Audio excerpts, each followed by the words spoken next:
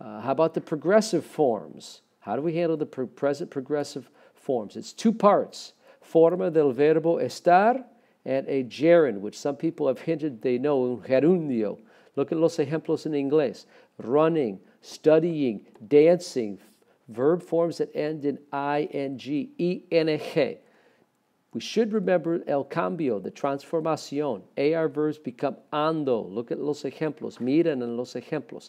Estudiando, mirando, bailando, escuchando, trabajando. And ER verbs, verbos ER, turn into yendo, comiendo, viviendo. Próximo. Do you happen to know how to conjugate estar in the present tense? Can you think about that?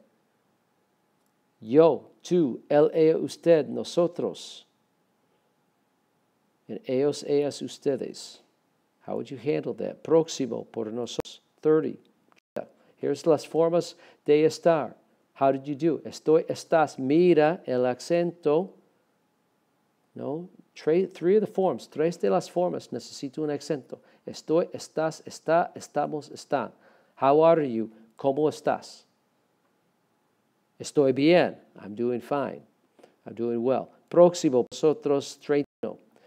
Ejemplos. Look at our examples. Can we take a situation with present progressive? She is studying. What form for estar for she? Está. And then what is the gerund of estudiar? AR verbs go to ando, estudiando. El ejemplo, this should be ellos, lo siento, problema con la tecnología. But look at ellos están comiendo. They is the plural form of estar. And then leer is irregular. Look at the situación. When you have to say, you cannot turn leer into this type of construction.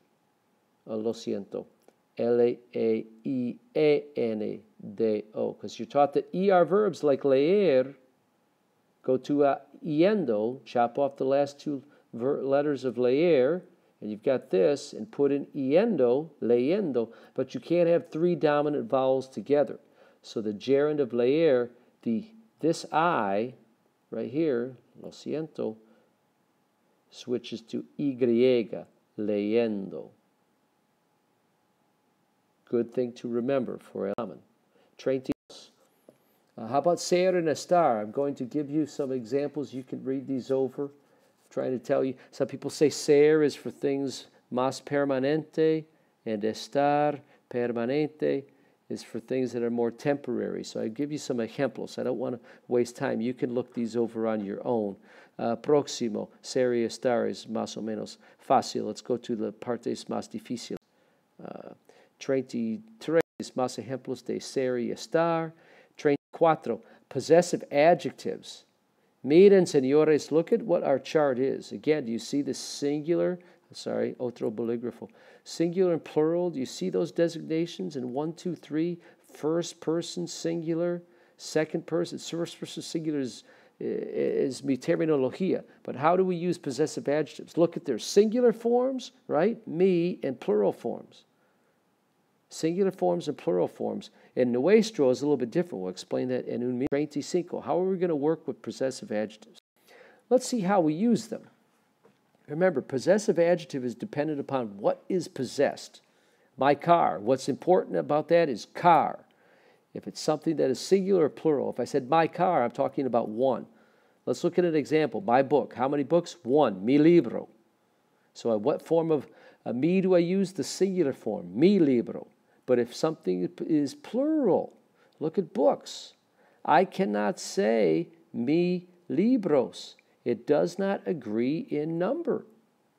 Number gender agreement, mis. Look at their book, su libro. It can't be sus libro. It doesn't make sense. You say, oh, it's there. That's more than one person. What did I tell you? The possessive adjective is dependent upon what is possessed. That's how you know whether it was su or sus, because it's their book. It's only one book, so it's su. Whereas his books, oh, how many people is it? Well, it's only one. Why isn't it su libros? Because what's important is books is plural, so you have to choose the plural form of his, which is sus. Go back to our chart. The only possessive adjective that's gender specific is nuestro. There's 4 forms if you go back to our chart. Nuestro, nuestra, nuestros, nuestras. And because chair is la silla, which is femenina, letra A, you choose the singular feminine form of nuestro, which would be nuestra. Y 36 ahora, que es el próximo. Infinitive verb phrases. I bring you 2 of them. We already had tener que plus tener que infinitive, which I usually abbreviate as this. Tener que infinitivo, to have to do something. Tengo que estudiar, I have to study. Second is what we call ir plus a plus infinitive, that I normally write like this. I-a-e, to be going to do something. Here's 2 more for us. Deber plus infinitivo y necesitar plus infinitivo. Deber means should. Necesitar means to need. So look at our examples. I should study. Hopefully you know your verb endings. What is the yo form of deber? It's an er verb. Debo estudiar. You should study. If it's familiar singular 2 form, tú debes estudiar. He should study. Él debe estudiar. We should study. Nosotros debemos estudiar. And they should study. Ellos deben estudiar. How about they should read? I'm sorry, that should be leer. Problema con la tecnología. I need to study. Necesitar is an AR verb. Do you know your AR verb endings? Oh, as, amos, an. So there we are. The yo form of necesitar, necesito. I need to study. Necesito estudiar. They need to study. Ellos necesitan estudiar. Look at all the things that we can say now. We can say what we have to do,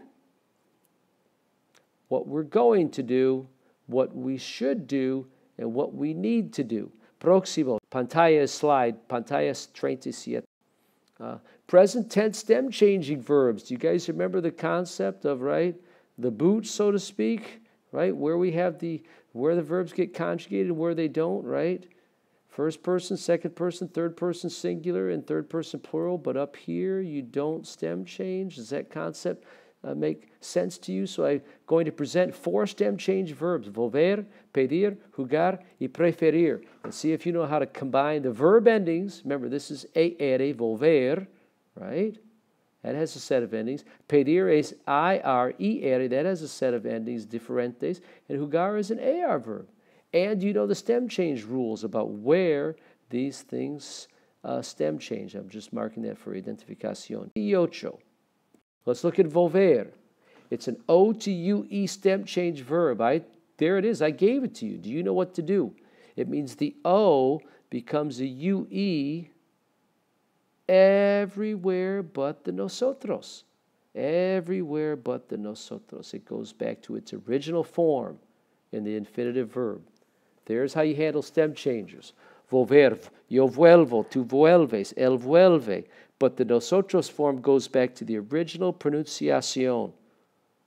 It's not vuelver, it's volver. So nosotros volvemos. Y ellos vuelven. Próximo, 39. Look at verbo pedir. Miren en el verbo pedir.